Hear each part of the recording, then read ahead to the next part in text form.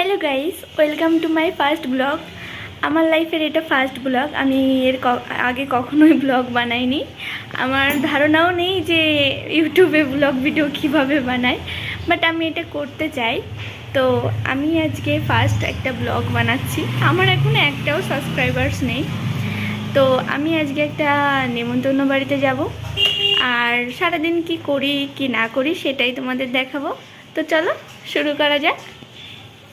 তো তোমাদের ইন্ট্রোডিউস করাই, এটা আমার ছোট্ট একটা বেবি যে সারাক্ষণ দুষ্টুমি করে, আর সারাক্ষণ কান্নাকাটি করে, আর সারাক্ষণ মায়ের পিছনে পিছনে থাকতে চায়। আর এখন সকালবেলা আমাদের সকালের খাবার দাবার সব কিছুই হয়ে গেছে। এখন আমার বেবিটাকে খাওয়াবো। ও এক্ষুনি ঘুম থেকে উঠলো, এখন বাজে 11টা। আমি ওকে কখন স্নান করাবো আর কখন খাওয়াবো, তো ওইখানে আমি ওকে খেলতে দিয়েছি। ছিন্ন ভিন্ন করে ও খেলছে, এর মধ্যে আমি খাবারটা বানিয়ে নিয়ে আসি, তারপর ওকে খাওয়াবো। আমি এখানে ছোট্ট একটা বিট সিদ্ধ করে নিয়েছি। ও সকালবেলায় একদমই খেতে চায় না বিট, তবুও ওর ফেভারিট খাবার। বিটটাও ভালো খায়, কিন্তু সকালবেলার দিকে একদমই খেতে চায় না, তার জন্য একটুখানি করেছি। মামা নাও, তোমার তো ভালো লাগে বিট সোনা, নাও নাও। দেখো সেই শুরু হয়ে গেছে নটাঙ্কি। সকালবেলায় আমি যতই ভালো খাবার দিই না কেন, ও কিছুতেই সেটা খেতে চায় না। কি জানি সকালবেলা কি হয়, একদমই খেতেই চায় না।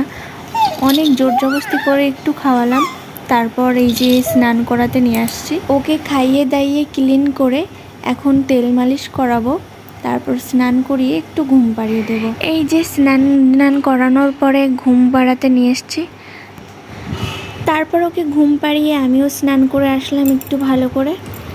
আর এখনও ঘুমোতে ঘুমোতে আমি চট করে রেডি হয়ে নিই তাড়াতাড়ি। এইদিকে আবার আমি রেডি হতে না হতেই মাম্মা উঠে গেছিলো, তাই ওকেও রেডি করিয়ে নিলাম। তারপর মা মেয়ে মিলে চললাম পুজো বাড়িতে। আর আমার শ্বশুরবাড়ির এখানে বেশিরভাগ নারায়ণ পুজোই হয়, আর এটাও নারায়ণ পুজো ছিল। আর আসার পর তো আমি খুবই খুশি হয়ে গেলাম, কেননা এখানে ফুচকার স্টল ছিল। ফুচকা দেখার পরে আমি আগে ফুচকাই খেয়ে নিলাম, তারপর জুস নিয়েছিলাম, কিন্তু ভালো লাগছিল না বলে বড়মশাইকে দিয়ে দিলাম।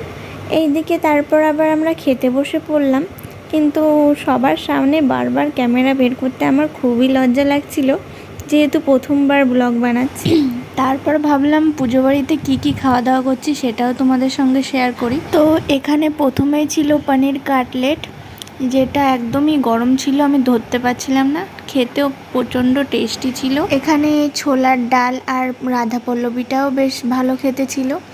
তারপর চলে এলো ভেজ বিরিয়ানি, বিরিয়ানিটা ওই মোটামুটি ছিল।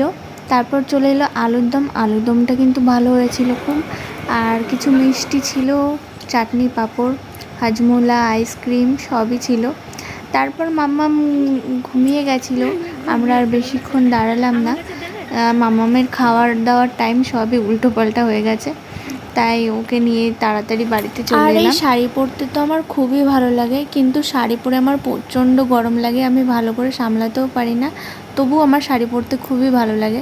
তারপর নিজে একটু ফ্রেশ হয়ে মাম্মামের জন্য একটু খাবার তৈরি করে নিলাম। কিন্তু দেখো অনেক খিদে পেয়ে গেছে, তো রেগে যাচ্ছে, আমার হাত থেকে সব খাবার নিয়ে ছুঁড়ে ফেলে দিচ্ছে। ও আর এক মুহূর্ত দেরি করতে চায় না, খুব খিদে পেয়ে গেছে আমার মাম্মাটার, তাই আমি এখন একটু খাইয়ে দিই। এমনিতেও সকালবেলা একটুও খেতেই চায় না, কিন্তু বাকি 3 টাইমে ও মোটামুটি পুরোটাই খাবার শেষ করে দেয়। আমি ওকে দুপুরবেলা একটু বেশি ভারী খাবার দিতে চাই, আর সন্ধ্যাবেলা একটু স্ন্যাক্স টাইপের বানিয়ে দিই, আর রাত্রেবেলার কিছু হালকা খাবার ডিনারে দিই, সেটাও খেয়ে নেয় মোটামুটি।